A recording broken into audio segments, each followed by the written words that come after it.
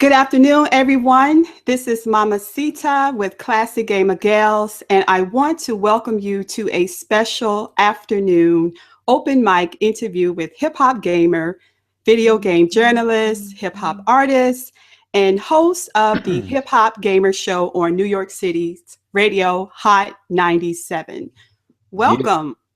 yeah, baby. Was good. I'm having a great time. Been doing a lot of things. I actually have some interesting stuff going on tonight. I want to give a big shout out to my movie partners over at Allied. We have the Divergent Allegiant movie premiere tonight. So I'm looking forward to doing that.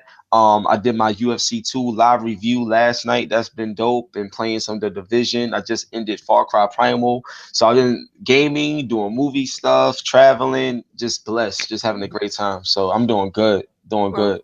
well, wonderful. You actually just answered my next question for any viewers who may not be familiar with who you are and what you do. If you could kind of just give us a little insight into that. So, if you want to kind of expand on that a little bit, please feel Okay. free.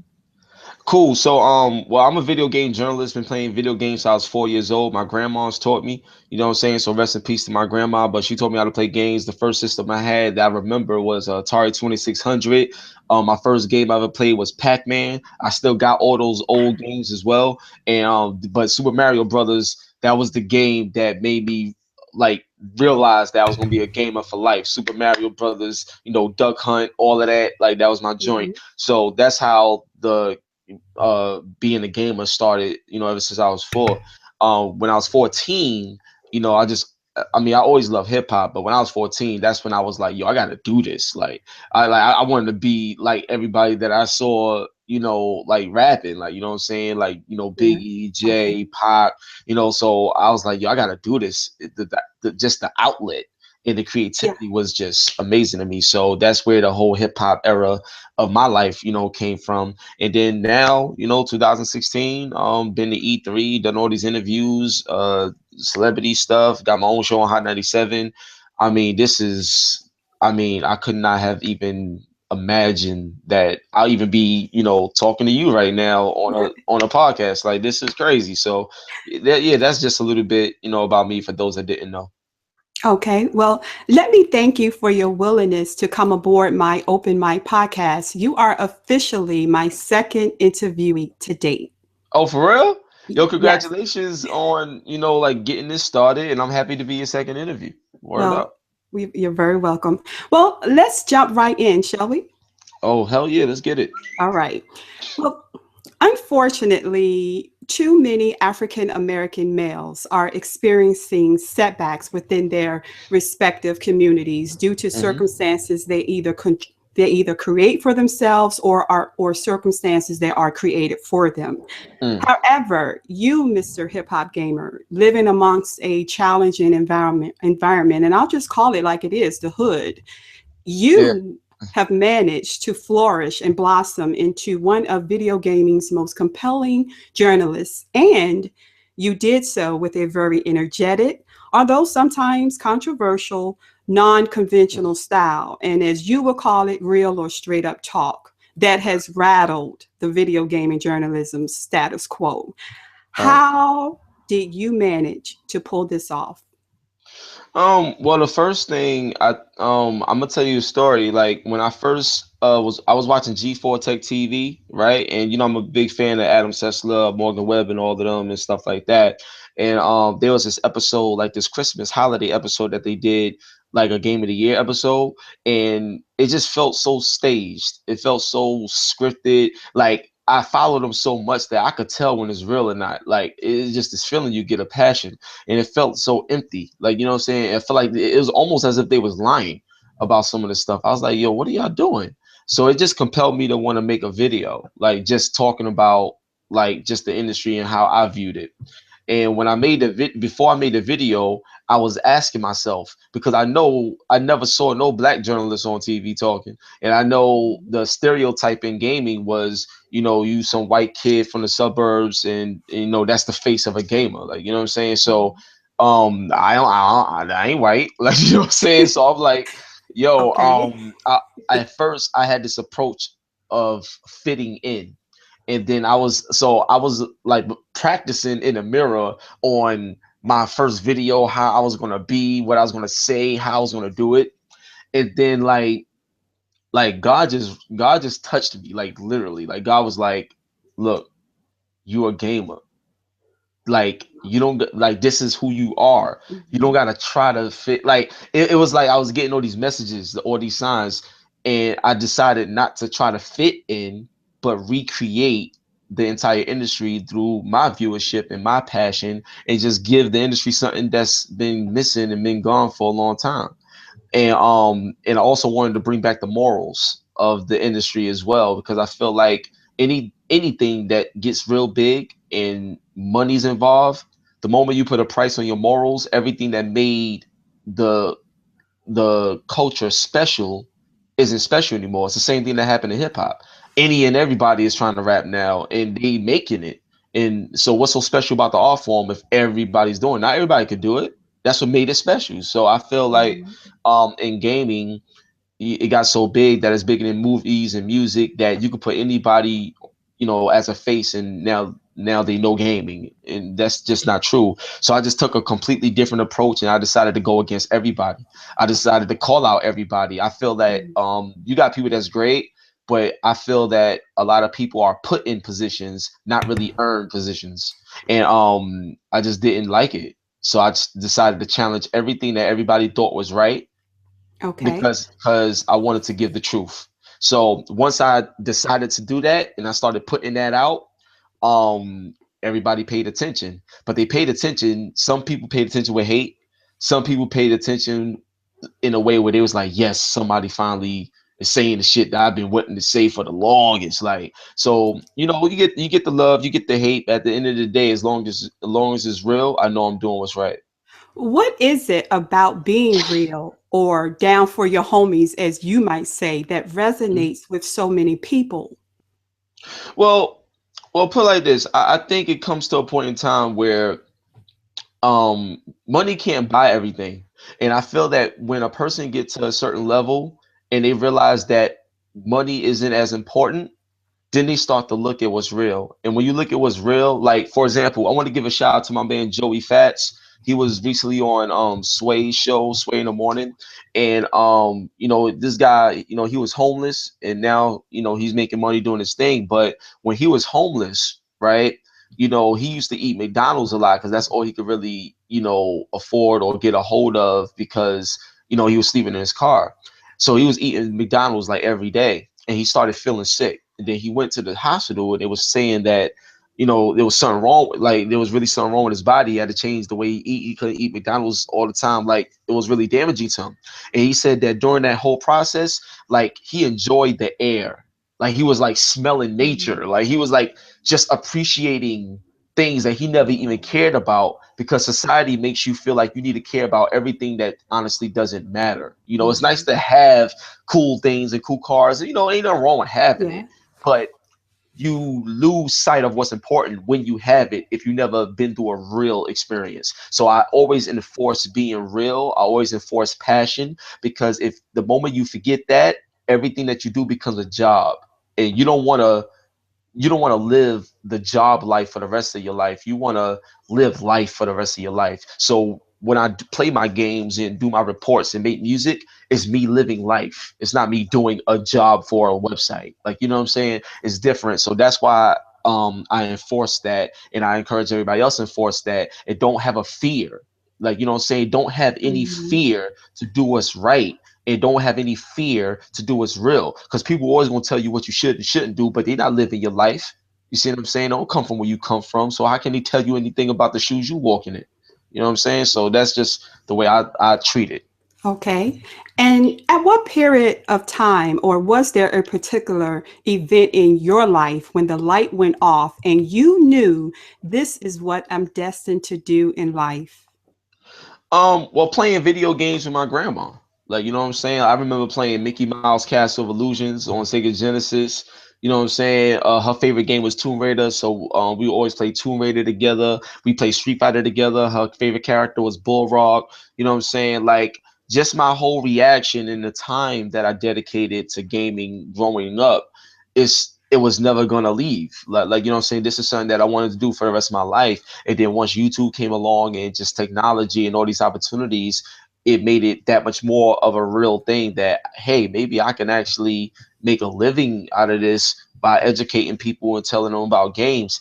And also, my son's mom, her father's a preacher, and he was telling me that my gaming I could use as a form of ministry, because I didn't even look at it like that, but I was doing that all along. I was utilizing gaming to bring people together, to unite, because back in the day, our form of social media was going to the arcades, meeting people, popping in your quarter, playing games with people, making friends. And I remember that. And all the ignorance that you see today, it's like it didn't exist the moment you found some sort of common ground with another person. It was just, it didn't matter who they were, what color or whatever. You just wanted to be around them, have fun with them, and share ideas and share fun.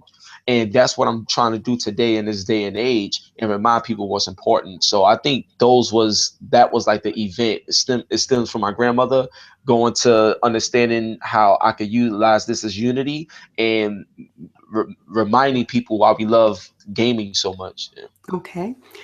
Tell me about one of your most challenging moments you've encountered trying to establish yourself as a viable or successful video game journalist. Intimidation. Like mad people, yo, MamaCita, for real. Like, yo, Mhm. mad people was intimidated by me, yo. Like for real. Like I would go to, like, when I first went to E3, I got the belt, you know what I'm saying, do rag, wearing my wife beaters, you know what I'm saying, like just keeping it hood, like, you know what I'm saying, chain Mhm. on and everything. When people saw me, yo, they looked at me like, I hope no trouble starts. I'm like, Oh, yo, this is crazy. It did, like, I had other people that was like real down to earth. Like shout out to Michael Pachter, shout out to my man Scott Fry, PR. But they was like, real down to earth people that didn't look at me like that.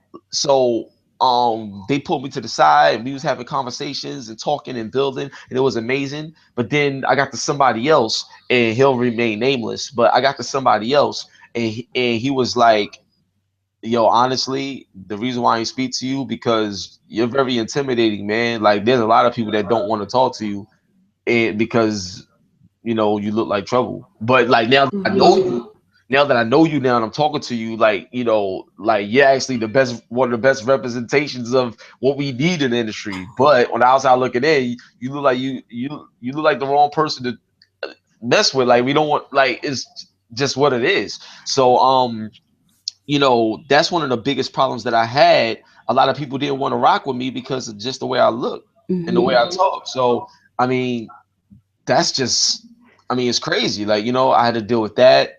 But once people started seeing more of my interviews, and people started seeing how developers and everybody just opened up to me, they felt like they got a chance to know me through the video. So when they met me and they saw that that was really how I am and everything is authentic, it just made everybody comfortable. But for the first couple of years, I mean, I still may go through that now, but nowhere near as what it was initially. But for a couple of years, it was very challenging, very Okay. challenging.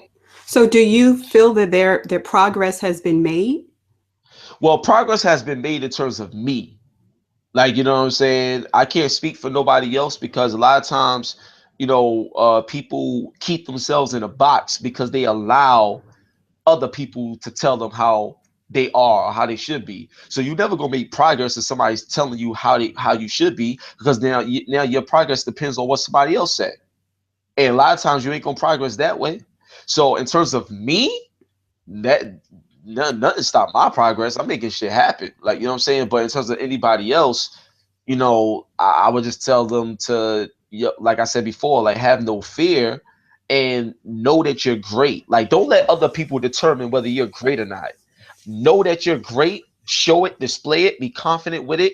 They say anything about you, so what? Let them talk. Like, you know what I'm saying? But never have a fear to show that you're good at something, and know that you're great at something. That's how I am. And barrier that was against me. I broke that joint down, and it allows me to move forward and progress. And it's truly, truly humbling, and it's truly a blessing. One thing that Damon Dash said, shout out to Damon Dash. One of the things he said is that um, the price of success is that unsuccessful people won't like you. So to me, I feel like that is so true. That's why you see so many people trying to tear other people down because they're jealous of somebody else's success, even though that person ain't do nothing to you. So Okay. yeah, man, it happens that Okay. way. So Okay. yeah. Let me ask you this. Have you ever received credit for breaking that Insomniac was going multiplat or Kratos appearing in Mortal Kombat and even the Halo 1 HD remake as you stated? Did I receive credit? I had to take that credit. Like word up, man. Like the Halo. See, here's the thing, right? I would say something, and then a year later or 2 years later, it happened. So people will forget where it came from. So then I gotta like remind them. But the thing is, if you're a journalist and you're doing your research, you would notice when it came to that subject. Like you know what I'm saying? So but yeah, I had to take my credit a lot. And the reason why I had to take my credit a lot is because a lot of people didn't believe that somebody like me could crack a story before IGN. Like, you know what I'm saying? People didn't believe that someone like me could crack a story before game trailers and stuff like that. You know what I'm saying? That's Mm-hmm. like for example, like when the Nintendo Wii U was first announced and stuff like that, I had all that data, all that information months ahead. And they gave the credit to Game Informer. And then I had to hit up Jeff Keighley. I'm like, yo, Jeff, they just put this out. I've been had the joint right here. Here's the link. You know what I'm saying? So then on the bonus round episode, in the beginning, they gave me my credit live on the show. So shout out to Jeff Keighley for that. Shout out to N Crow for that too. You know what I'm saying? And the dude from Game Informer. I don't know why I can't remember the CEO's name. That's my man too. Like Andy McNamara. That's my man. But yeah, I did that. You know what I'm Okay. saying? So yeah, I had to take credit for a lot of stuff because it wasn't given. But over time, it got given because I would like I confront people, Mama Sita. Like word up. Like so Okay. I tell people, I'm like, yo, like straight up, I'm like, I'm gonna see you at E3, son. Like, you know what I'm saying? So don't act like I'm one of those type of people that's just gonna say, hey, what's up, and not address the situation when I see you. Like you know what I'm saying? So certain people I saw them, I was like, yo, what's up? I ain't come, I mean I ain't trying to fight nobody. I ain't dressed them in that sort. I addressed Okay. them respect. Good. That's Yeah, good. Good. yeah, Good for you. yeah. I addressed them respectfully, of course. But I came to them saying, yo, like, why would you not give me the credit when you know it came from me? But then they'll tell me, well, their boss said this, their boss said that. I said, well, yo, real talk. If your boss told you to do this, I'm your boss right now. Change that. Period. Because ain't no way. No way. Would you want that to happen to you? We work hard for what we like. Come on, man. This be real, be fair. You know I love y'all. I support y'all. I do everything for y'all. But do right by me too. We got to do because if Mhm. we don't do right by each other, people will look at the industry as a joke when it comes to professionalism. Come on, man. Yeah, so I had to take that. Yeah. You've had the opportunity to interview and hang out with so many influential people in the gaming industry and celebrities, to name a few: Hideo Kojima, Kevin Woo! Hart, Ojima. Kevin Hulk Hart. Yeah. Hogan, and more Yeah. recently, Angela Bassett and Gerard Butler for their new movie, London Has Fallen. What Yeah. does it feel like being able to walk and talk amongst those in such high places? Yo, it makes me want to cry. Like for real. It makes me want to cry, shed a tear. It makes me miss my grandma that much more. Like, cause she was like my go-to person for everything. So I share all these experiences with her. Um, yo, man, Mama Sita, like, yo, it's like it's so overwhelming because I had no idea that my love for gaming and my passion for gaming will trickle over into other areas that people like would recognize or see in me as value. It is so humbling, but you get a wealth of knowledge in so many different areas of life, in business fields and entertainment fields, when you're able to have conversations with an Angela Bassett and Gerard Butler, Morgan Freeman, Kevin Hart. Ice Cube, like Hulk Hogan, all of them. And it's like, and I know a lot of people that's gonna be listening to this. As soon as you mention the word Hulk Hogan, they're gonna be there, oh, he racist, this and that. Listen, I'm gonna tell you something just on that subject. Um, yeah, like he did something that was very racist a while ago. It doesn't mean that that's the same person he is today. And when I met him, he showed me mad love. When DJ Who Kid hung out with him, mad love. Like people change. Like, you know what I'm saying? What bothers me is that people will go into other people's past and use that as a way to validate who they are today. And that's sad because then what you're doing is you're painting a picture of someone that that's who they used to be. People change. You know what I'm saying?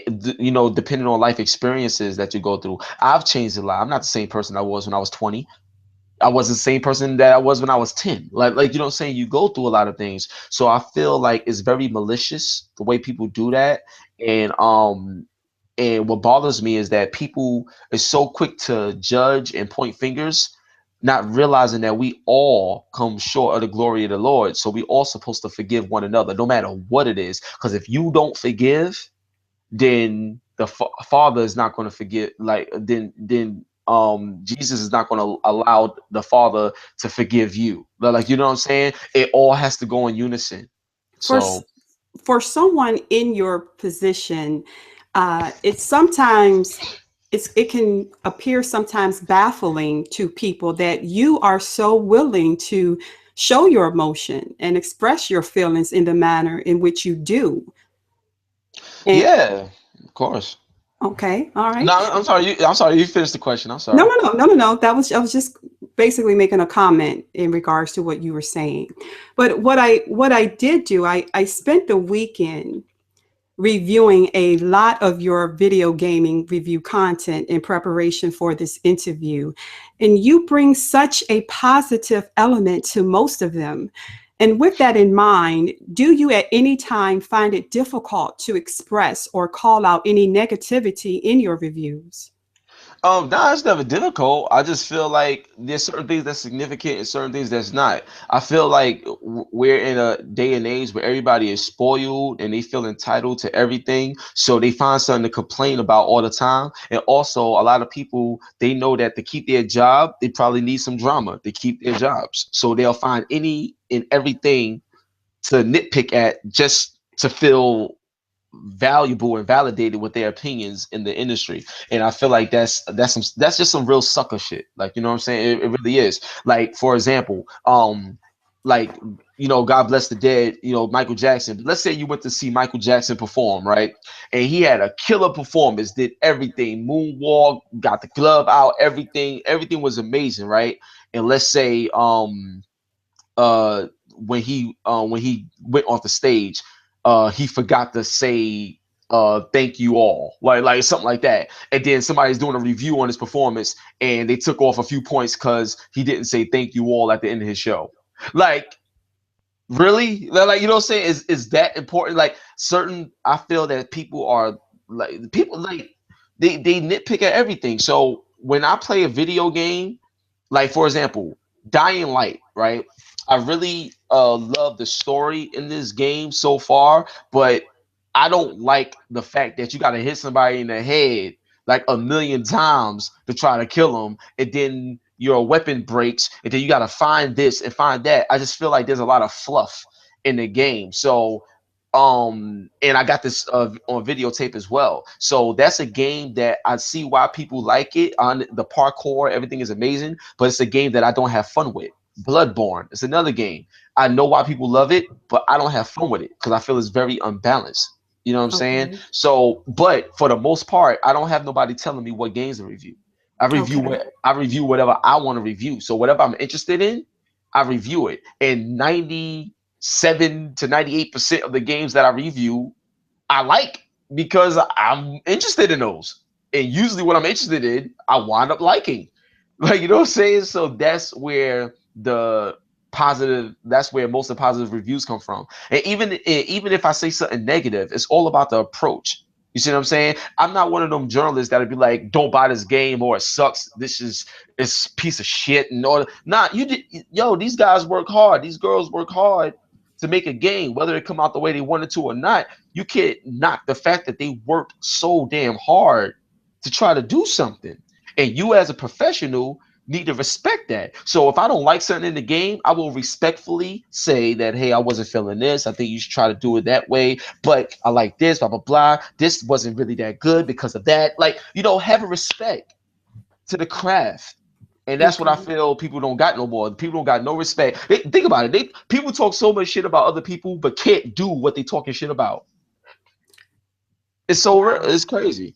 Well, I'm looking at the comments in the chat room, and B Money states, I think Hip Hop Gamer is one of the most passionate gamers. He always highlights the best in games, no matter the game. I can appreciate that. And this leads me to your Street Fighter V review, where you stated it is easily, hands down, the best looking Street Fighter ever. And during your review, you stated, and I quote, gamers, a lot of them are very spoiled and have a Yes. sense of entitlement, and it's ugly. If you don't know where you came from or aren't willing to do the history on where we came from when it comes to gaming, then you are never going to truly appreciate how we're moving forward. You went on to say, and I feel that's a big problem in the growth of our culture, not financially, but respectfully, end quote. Now, what do you say to the gamer who feels if they pay $60 for a video game, they are entitled to expect the game to work out of the box and contain the content released in previous versions? Okay. The first thing I would say is when people spend money on anything, right? You have to know what you're buying. So, for example, right?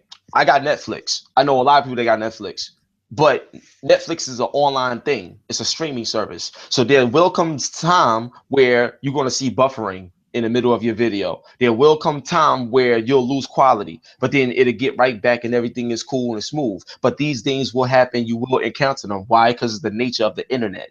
You see what I'm saying? So yeah, you pay for it, but the nature of the internet, you will always have an issue at some point in time with anything. You know what I'm saying? You could buy a phone and the phone could work and everything like that, but then the phone could break, the phone could mess up, the phone could malfunction. You spent your money, but you're dealing with technology. So how can you even attempt to make it seem like everything that's created within technology should just always run perfect when the nature of the internet is out of your control from a developer standpoint and a consumer standpoint? As of right now, it took me a long time just to be able to do the podcast because Verizon was messing up the internet. So I couldn't even log on. So is it my fault? I paid my money. But do I blame Verizon? Nah, it could be the weather. Like it could be anything. Like I think that right there is very anal. You know what I'm saying? That's one. And the second thing I would say in terms of somebody spending money, you brought Street Fighter 5. You're not buying Street Fighter 4, you're not buying Street Fighter 3. Street Fighter 5 is a different game. And that's what I mean by spoil gamers. Like if something has been in a game franchise for so long and the creator decided to do things different, allow them to because they are the creators. If you don't like what they're doing, then vote with your wallet and don't buy it. But if you're gonna buy it, don't tell them how they should make something because it's the situation where you can't please everybody. Everybody's gonna have something to complain about. Here's the truth. The truth is this: Street Fighter 5, right? Everybody and a mama for so many years. Once Mortal Kombat started showing that story mode, the way they was doing it, everybody was like, damn, yo, I wish Street Fighter 5 had a story mode like that. Everybody was wanting that, want that. Street Fighter 4 came out in 2008 in July. It's 2016 now. So for 8 years, people has been like, even probably longer than that, been crying for a story mode, like a real official cinematic story mode to hit Street Fighter 5. Now we finally get it. It's coming out in June, but now we finally get it. And now that we finally got that, people still find something to complain about. Oh, the story mode and this and that, or it ain't what arcade mode was. You complained about arcade mode the way it was. Now they're giving you something better. Now you complain that this ain't there. It's no matter what people do, people always gonna have something to complain about. You know what I'm saying? Now, Another thing to go deeper with the $60, when you buy a game and you want it to work, right? When you play Street Fighter 5, was there any performance issues in terms of frame rate drops and screen tearing and things like that? Nope, the joint performed like a dream. Graphically, it looks phenomenal. It plays great. All these other things. People talked about they don't have anything for the casuals. That's a lie. Casuals, let me tell you, casuals and hardcore gamers is defined by the gamer, and secondly is defined by the setting of a game. But gamers define something. For example, you can have a person that plays Street Fighter once every 3 months. That's a casual Street Fighter player. But then you can have somebody that play Tetris every day for like 5 hours straight. He's a hardcore or she's a hardcore Tetris player. Hardcore gamers and casual gamers are defined by the person, defined by the gamer. It's not defined by the game itself. You know what I'm saying? You have people that's in the Guinness Book of World Records for Donkey Kong, but other people will probably look at Donkey Kong like a casual game, but that particular person plays it like a hardcore game. So it's all about the player that determines what's hardcore and casual. You know what I'm Okay. saying? So that's that. Now to finalize what I'm saying, in Street Fighter 5, you have the first day when it came out, the servers had crashed. Yeah. It was down for a day or a Hmm. day and a half at tops, but it was down for that. Then they had a few hours where they did a maintenance thing where they made an announcement, and the game has been smooth ever since. So my thing is, for a game to come out and it went down for a day and a half, and then it went back up and it's been great ever since. Damn, they are on their job. Let them work. Like, if you, Mamacita, with what you have right now with your podcast, right? Let's say somebody's listening to it and they said, "Oh, the podcast, oh, it sucks. You shouldn't do this no more. You whack this and that." Like, that's not how you attack someone if you're trying to so-called make them better or make them do something that you want. You don't approach it like that. You approach it saying, "Mama Sita, look, I love the show, but I think you should buy this blue mic. This blue mic will help you sound better and it make the audience love what you got to do more." Like, be supportive, be positive. Hmm. That's all I'm saying. I'm not saying don't talk about what you upset about, but talk about it in a way where it's supportive so you could get what you want and more because of your approach. That's all I'm saying. Okay. Okay. Well, Capcom's Yoshinori Ono did issue an apology for its server issues. Right? Issues. Do you feel that was necessary? Nope. I'm gonna tell you why that's not necessary. Right? Because to me that was a PR move to appease the audience because people feel like I spent money, this and that. Let me tell you something about all this whole spending money shit. Nobody put a gun in your head and told you buy Street Fighter 5. Like, you know what I'm saying? If you ain't want to buy it, don't buy it. But if you buy it, know what you're buying and deal with it. Like, you know what I'm saying? That's the first thing. The second thing is when it comes to, spending money, a lot of these developers, like, here's a misconception. A lot of these developers work overtime and don't get paid overtime, but they do it to make sure the game is like at its best. A lot of times developers get deadlines and they get cut short, and they even tell their publishers, "Look, it's not ready yet, don't put it out." And the publishers be like, "Nope, we got to put it out, period, because our stockholders." Like, there's a lot of stuff that go on behind the scenes dealing with money, decisions, and everything that a lot of these gamers don't know about. Now that I got the privilege to know both sides of the story, like, they need us more than ever to make certain things happen, and that's what I'm trying to educate and make people understand. But nobody want to hear it because they felt they spent money this, they spent money that. I'm like, oh, word, okay. So here's what I would do. I would tell I would tell anybody right now, if you work at a clothing store, you work anywhere, and your boss tell you, "Look, I need you to work overtime, whatever, right? But I can't pay you, but I need you to do this," and stuff like that. There's a lot of people that be like, "What? I ain't doing it. You ain't paying me. I ain't doing it." You want to know why? Because they don't have no passion for the culture of working in that store. They don't care about it. They just there to get a check and that's it. A lot of these game developers, they are passionate about what they do. So they would work overtime and not get paid to make sure y'all are happy. And in return, they get a shit storm. They don't got to apologize for that. Like, you know what I'm saying? It ain't fair. Like, it ain't right. Like, we make the industry, we shape the industry, we push that joint forward. So if there's something wrong with the game, yeah, tell them that, hey, this is wrong. We need you to fix it. But approach it in a way where it's respectful so that it'll and make them want to do it that much more. So it That's all I'm is. saying. So it is, in your opinion, Street Fighter V's 16 characters, 10 stages, a survival mode, and an upcoming cinematic story to be released as free DLC in June 2016 should indeed suffice anyone's concerns about the game's lack of content? Well, here's my thing. I don't feel it's lacking any content at all. Like it's not lacking anything. Like, see, here's the problem, right? I'm gonna give you an analogy.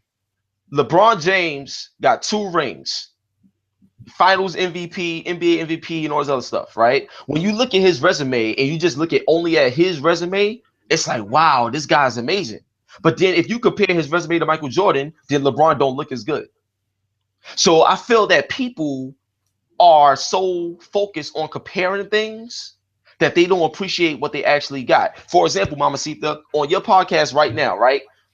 You got a great podcast that you're working on here that you're doing. Now, let's say somebody will look at it and be like, yo, this is amazing.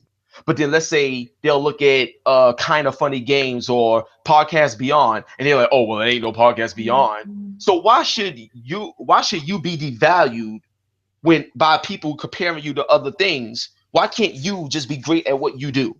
And that's good enough. You see what I'm saying? People do that all the time. People always try to devalue and discredit people because they're not other people. They're not meant to be that. Street Fighter 5 is not meant to be Street Fighter 4.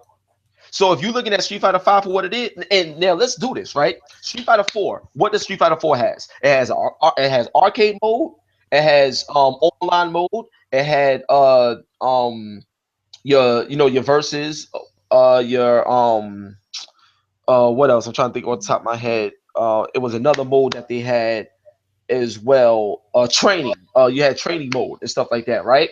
In Street Fighter 5, what do you got? You got story mode, which they told you before the game came out was that this story mode was just to give you a brief synopsis. It's just an easy mode to give you a brief synopsis of what's coming in June with the cinematic. So they already told you that before the game came out, and that's exactly what it is. Okay, so that's there. Then you got survival mode, you got training mode, and you got network mode and stuff like that. So if you want to compare just modes, it's pretty much the same things there. The only thing is in Street Fighter, Ultra Street Fighter 4, there's no survival mode. Where in survival mode, you got that in Street Fighter 5. So there's something that Street Fighter 4 don't got that Street Fighter 5 does have. I don't hear nobody talk about that when you make comparisons. You see what I'm saying? And on top of that, the graphics look way better. The gameplay is way better and fluid. That don't go a long way. I don't get it. Like, where is the complaints at? And then another thing is Ultra Street Fighter 4, that wasn't the Street Fighter 4 game that came out the gate. When Street Fighter 4 started, I think it had 20 characters, not 16, but I think it had 20 characters when it first came out. Like, you know what I'm saying? So like people like forget real fast when they do these comparisons. There's nothing wrong with Street Fighter 5. If you ask anybody, even in the chat right now, ask anybody what is wrong with Street Fighter 5 when you play the core game. What is wrong with it?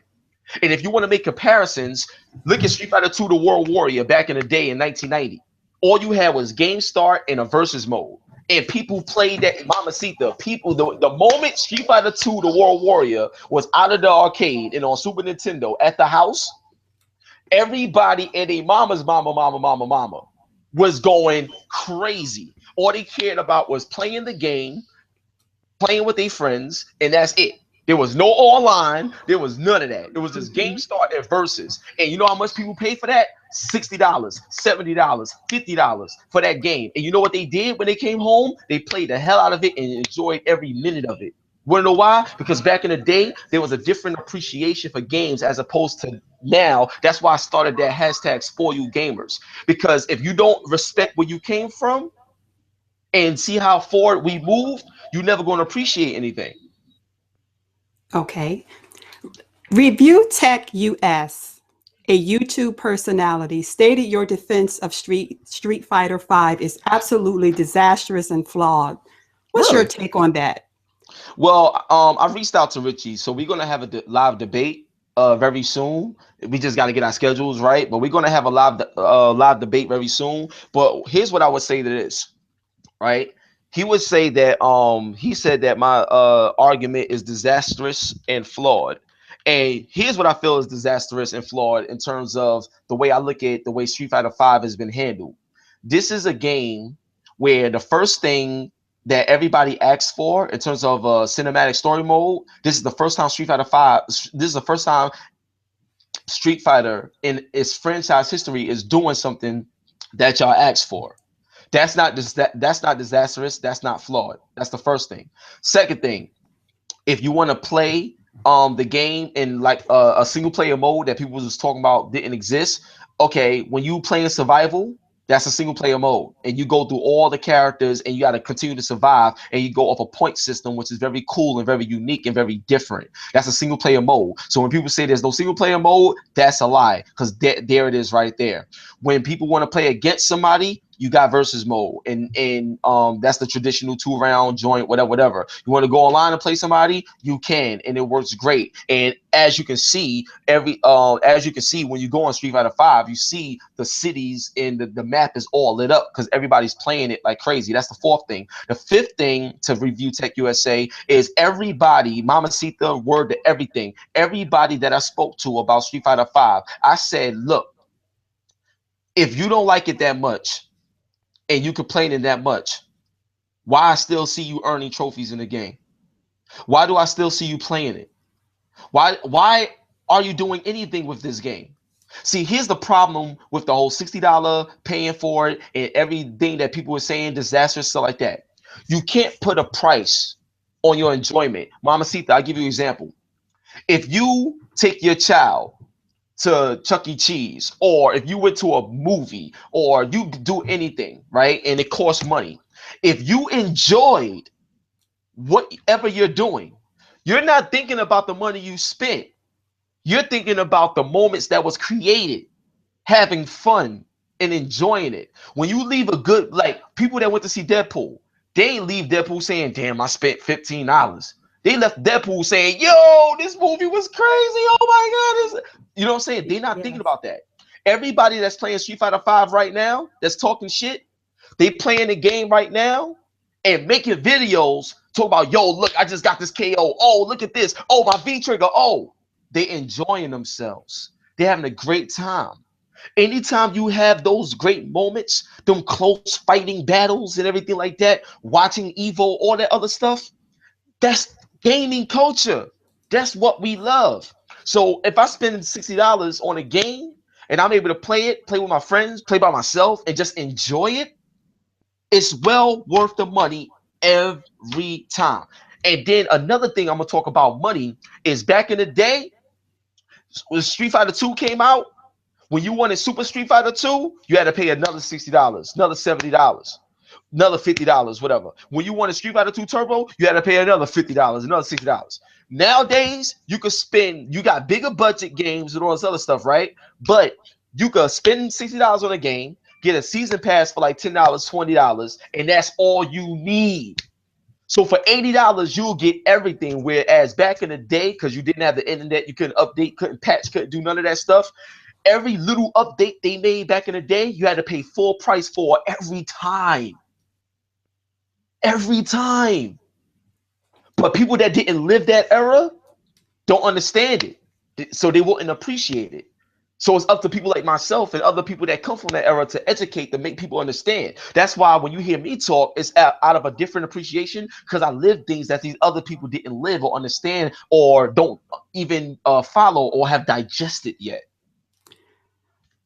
What do you mean when you say that games are services? Games are services, just like Netflix, Hulu, and all this other stuff. For example, when a game comes out, that's not the end of the game. You know what I'm saying? Just like Facebook. When Facebook first came out, it was an exclusive thing. Then it opened up to the public. Then they added this, then they added that, whatever, whatever. You know what I'm saying? Like games are services in terms of meaning that when a game come out next year, it'll be a different game.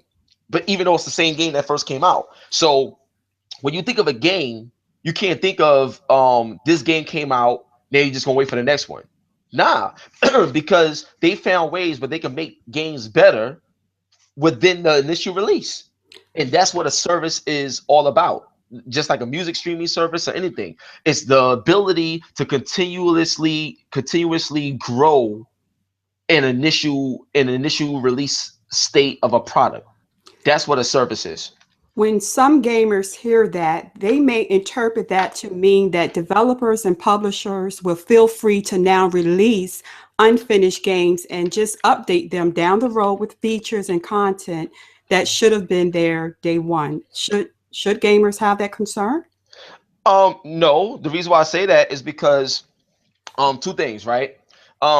When a game comes out, right, it has to come out at some point. Like for example, those type of people in the world that's always talking, but they never do anything. They always talk about, oh, I want to do this, or I want to do this, or I'm gonna wait till I have that. I'm gonna wait till I have that in order to put this out and do this and blah blah blah. When you're in a creative space, creativity never stops. But you got to start from somewhere. You got to have some sort of foundation. You got to have some sort of base. So when a game, like for example, Mortal Kombat 10, when that came out, it had a lot of features and everything like that too, but it was a base. You know what I'm saying?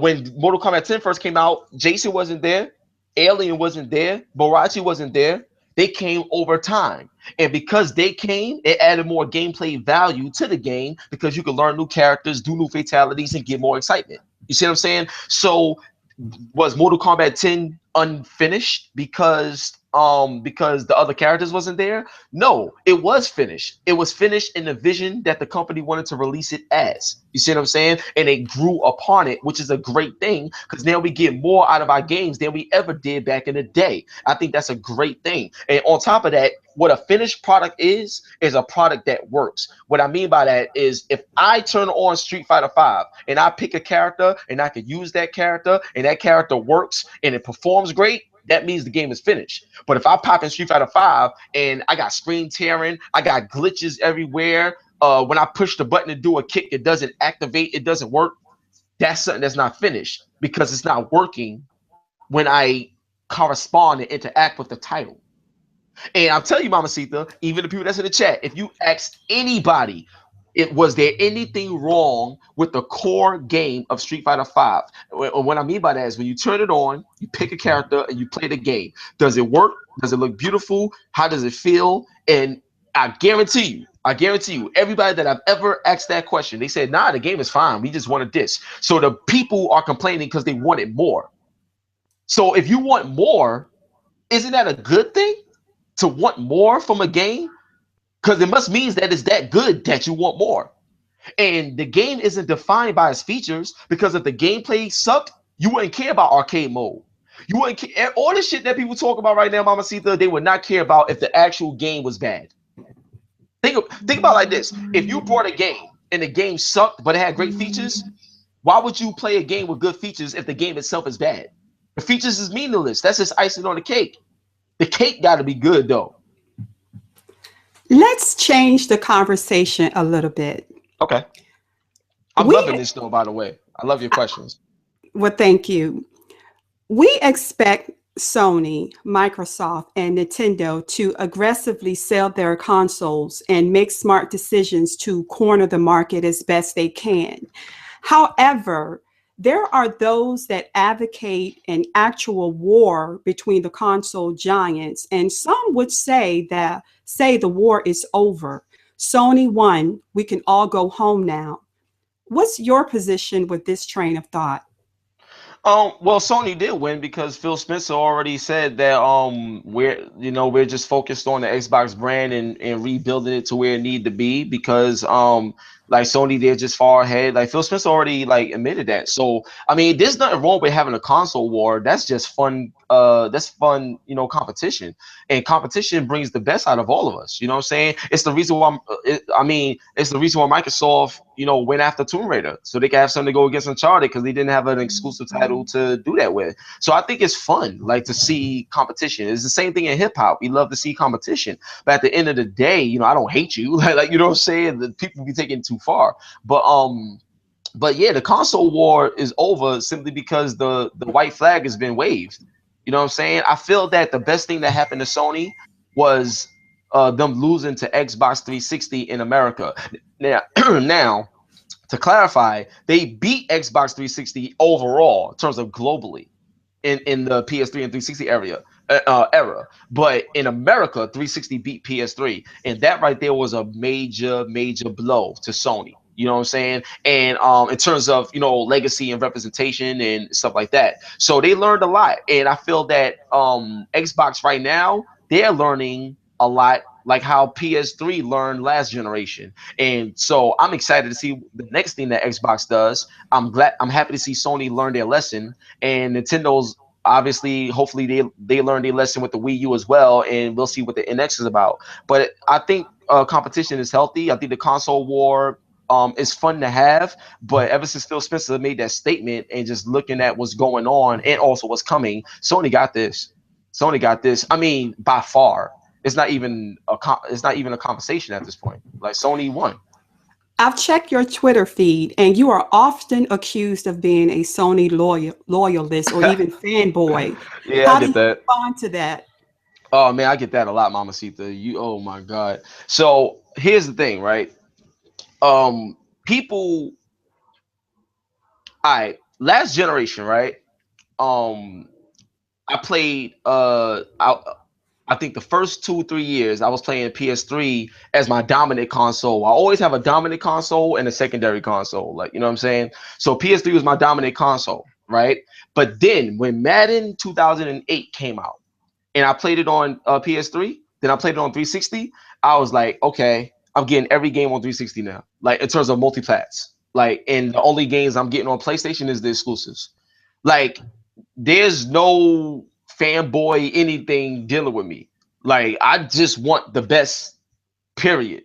Last generation, when it came to multiplats, 360 was the best, and it was so evident that I went out and I brought over 40 games and returned a lot of my PS3 multiplats too. Like you know what I'm saying? But I went out and got 40 something games on Xbox 360 ever since excuse me, since I discovered that their multiplats was that much better because they were. So my thing is fanboy and all this other stuff that don't work with me. I play games, I got everything, I own everything. That's why I'm able to speak about everything. Now in this generation right now with PS4 is my dominant system, and Xbox One is I go to that one for the exclusives. The reason why I talk about PlayStation more is because honestly they just have more to talk about, and they're the better system. Like they got features in their system that Xbox One just don't got, that are deal breakers for me. For example, PlayStation 4 got share play. And anybody that's in the chat, share play is not the same as game sharing. Okay, it's not the same because PlayStation 4 you could game share too, just like with Xbox One. It's not the same. What I'm trying to explain to you is that right now, Street Fighter 5, right? If you don't own Street Fighter 5 Mamacita, but you wanted to play it, I could, and you're on my friends list, I could share my game with you and play with you, or I could virtually give you my controller and you could play at your house. You could play my system, my game from your house where you're located at. Free. It does no download, no nothing, just stream to it. That right there is crazy. And I don't mean no demo, the full game for as long as you want. That is the most insane feature I've ever like encountered on a system before. Sony has that, Xbox don't. Like I could go on and on and on. And then Are also, yeah, sorry, I'm go sorry. ahead. Are there any features on the Xbox One that you prefer, or in comparison to PlayStation 4? I love the fact that Xbox One got a lot more apps than the PlayStation 4 does. Like I really love like the apps on Xbox One is crazy. They work great, and I wish PlayStation 4 had a lot of those apps too. But the thing is, even without those apps, like PlayStation 4, first off, PlayStation 4 is the first gaming system to have a game streaming service. Like right now, I got access to over 400 video games on PS3 via PlayStation Now. That is insane to me. Like that's crazy. A lot of games that I never even got a chance to play on my PS3, I can play now. and it's crazy to me. So even with those apps that Xbox got and stuff like that, they're great, but they're apps. At the end of the day, at the core, these are gaming platforms. And when it comes to gaming, Sony, they're the better system when it comes to power. They're the better system when it comes to multiplats. They got the best exclusives. They got the best performing titles.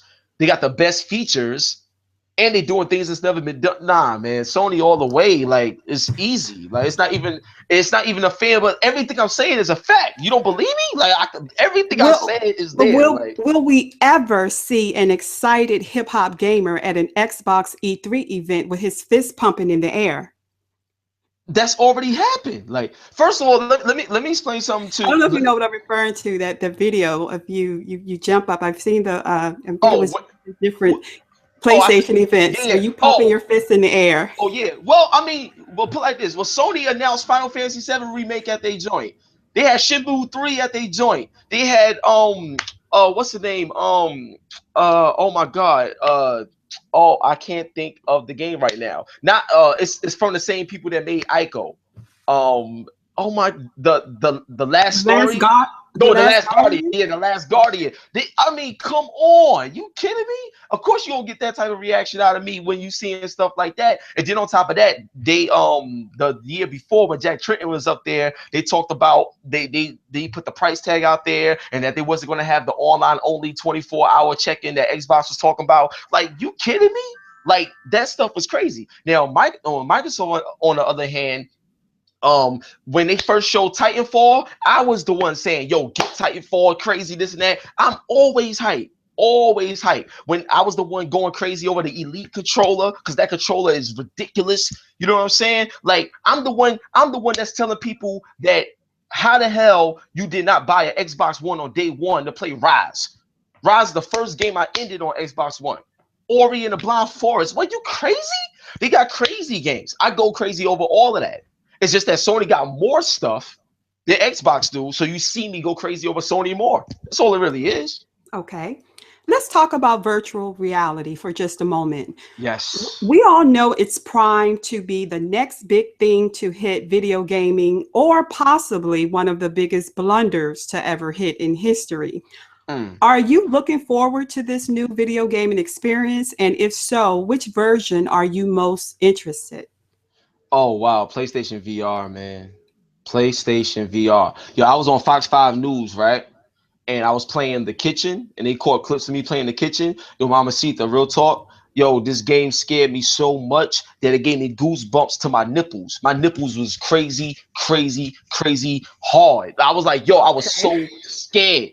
I was so scared. It was like a scene out of Saw. You ever seen that movie, The Ring, where the girl is climbing out the TV? Yo, it was so crazy. Like, cause in the actual virtual reality joint, you started hearing these sounds. This guy was trying to like cut you out of because you was tied up, and then this big giant girl with hair over her face got big. You hear the sound. Then she looks up. Yo, no, it was because you couldn't go nowhere. You couldn't escape. Like when you put the virtual reality headset on, you are in that world. No matter where you go, where you look, nah, no, no, no. It's overwhelming, man.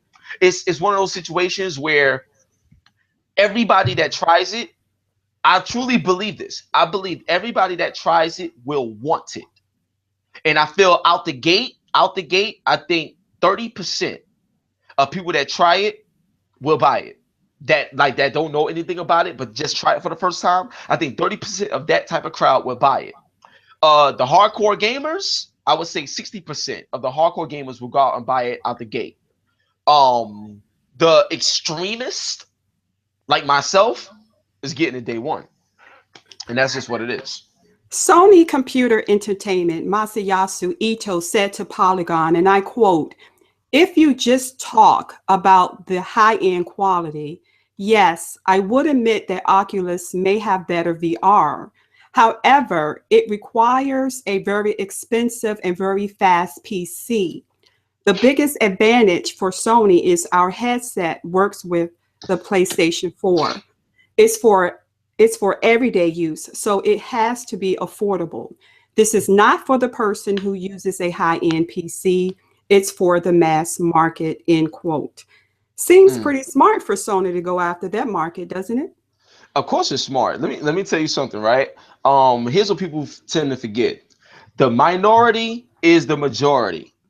All right, that's the rule. The minority is the majority. So anything that you do, you need to target the minority. So if you make it affordable for the minority to get on board and the joint is hot, the minority is going to talk about it. Social media is going to go crazy, all this other stuff.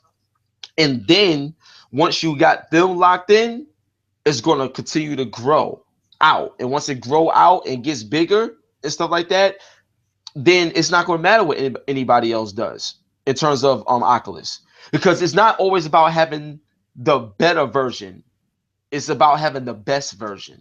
And what I mean by that is this: PS, like during the PS3 and 360 era, right?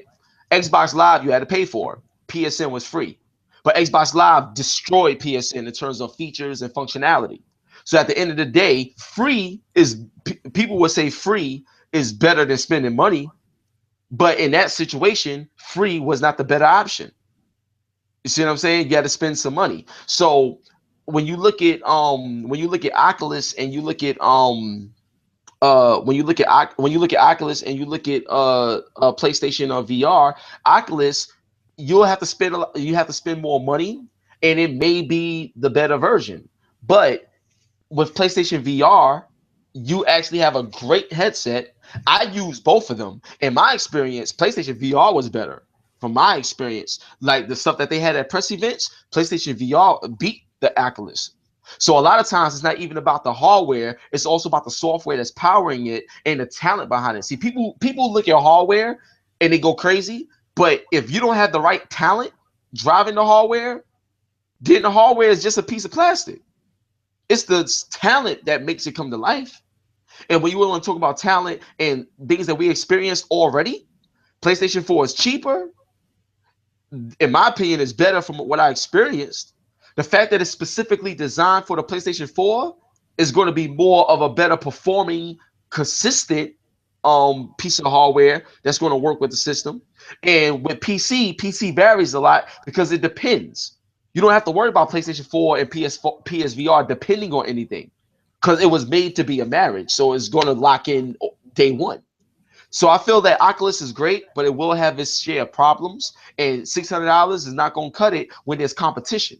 If that was the only joint on the block, that's different. But when you got options, it makes it harder. So PSVR is going to be the joint that take VR into a commercial mainstream success. All right. Well, what games are currently on your must play day one list when released? Uncharted 4, Gears of War 4, Tekken 7, um, Ratchet and Clank, Quantum Break. Um. Oh wow. There's so many games. Red Dead Redemption 2. You just wait for the announcement. Um. And wow, that's six games right there. I mean, there's other games I can name, but I just leave it with those six right there. But Oh, there's yeah, it's a lot, man. It's Ghost Recon Badlands. Oh my god, that okay. joint, yo. Oh, yo, mama, see easy. I'm telling you, mommy. Oh, that Ghost Recon is crazy. Yeah, yeah. Okay. Well, before we wrap this up, have you ever listened to your analogy of the order 1886 low review scores to that of racism towards Black people and thought, hmm, maybe, just maybe, I could have stated that differently? I could always state anything differently. So yeah, like I could always state things differently, but I stated it that way because I wanted to make a point. And the point I wanted to make was that the mentality of people I feel is horrible. And what I mean by that is with the whole racism thing, when you look at how blacks is treated in America, police brutality and all this other stuff, when you look at how it's done, they don't they look at you like you're nothing. Like they don't take time out to talk to you, have a conversation, build a relationship. They just look at you and say you're wrong, you're bad, you need to die. Like that's what racism is. Even against not just blacks, but black people, white people, Asians, everybody deal with racism. It's just that blacks get it the worst, but everybody deal with racism. Racism is a form of thinking that when you look at somebody, you automatically judge them by how they look. You don't know nothing about them. That person could be the person to save your life tomorrow, but that shit don't matter because you already ruled them out. So when you look at the order, the video game that came out, and other games too, or fanboys, I know people where I say, "Yo, you got PlayStation 4?" Nah, I don't play PlayStation. That joint is whack. Like, have you ever played it? Nah, but it's PlayStation, so I don't play it. Like that same mentality, all I did in the video was apply that mentality on how we look at things outside of people. You know what I'm saying? That's all I did. It's the mentality. For example, MamaCita, let's say I'll be like, yo, you gotta check out my homegirl podcast, son. It's called MamaCita. Like it's classy gamer gals. It's dope. Nah, I don't want to see it. I don't want to listen to it. Why? Because she's a female. So I don't listen to female podcasts. Like they whack. You ain't even listen to it. Nah, it's whack. Like you know what I'm saying? It's like that mentality. They do the same thing to people. They do the same thing to products. They do the same thing to anything. It could be a fucking sorry, I mean to curse. It could be a damn. It could be a annihilator. It could be a. It could be a barbecue potato chip. I don't eat barbecue potato chips. Why? Because barbecue. What's wrong with barbecue? Nah, barbecue is wrong. Like it's just it's stupid. It's stupid. It's the dumbest thing because it's based off nothing. There's no morals to it. So I made the video and I utilized racism and as an extreme thing because it's that dumb. The extreme of how stupid people are is the extreme I had to make the article to make people understand how extremely dumb the overall sense of having that mentality is. And that's why I did it like that. And people do it every day still to this day. Period. You know what I'm saying? And let me ask you a question. Based off what I just said in terms of that mentality and the way of thinking, what do you say about that in terms of the way I just explained it? What I can say is I can understand your point of view based on what you just stated. Okay, and that's really all I was trying to say. Like a friend of mine, shout out to my man Paris Vicious from Game Time Radio. He actually called me on the phone and he was saying, "Look, you can't say those things like that because people get all wild up." I said, "Look, like people get wild up because they are going off their emotions. Here's what I try to teach people, right? If you are emotionally driven only, you're moving blind. That's why your heart is where your chest is at. If you move in blind, if you think logically, but only logically, you're moving but you're moving without passion. So you see everything that's going on, you're making logical decisions, but there's no passion behind what you're doing, so it doesn't mean anything. You got to have your mind and you got to have your heart. You got to have that passion and your logic. You got to have it working together. So whenever you do something, it comes together full circle. And doing this particular video, I felt was important and needed because when I talk to people and they say they don't want to buy an Xbox and I ask them why, they say, oh, just because it's Xbox and they never experienced it. That's a sense of prejudice based off nothing. Like how can you have an opinion? Like there's people that I know at GameStop, they're my partners, but there's people that I know that work at GameStop that would purposely tell people that's buying a game to not buy a game because they like PlayStation more or they like Xbox more. So they will purposely use their prejudice to change somebody else's mind about something. Like it's wrong. It's wrong. Like there's people that will tell other people not to rock with HipHopGamer because he's black and he's from the hood. He a ghetto guy. You don't want to be associated with someone like that. I'm like, really? Like, because of where I come from, you can't be associated with me. You don't even know me. You know what people said about me, but you don't know me. Like it's horrible. So that sense of mentality, that sense of thinking happens everywhere, with everybody, with everything, no matter if it's a product or a person. And I was just saying that to spark a dialogue, to spark a conversation, to make people realize that that mentality is unnecessary and is ugly. And if people got rid of that mentality, they'll be able to see people for who they are. They'll be able to experience products for what they are. they'll be able to give more out of life for what life is. You know how many people limit themselves by their own dumb mentality? It's horrible. I'm just trying to open people's minds to everything and everyone and every creativity that we've seen, like, in this day and age. That's what the whole video is for. Understood. One last question for you. Okay. You often mention the love for your grandmother and the values she taught you as a young man growing Mhm. up amongst an extremely difficult surrounding. Mm. What would you say to that young man who is listening right now to this podcast, struggling with the idea that life has dealt him a cruel hand?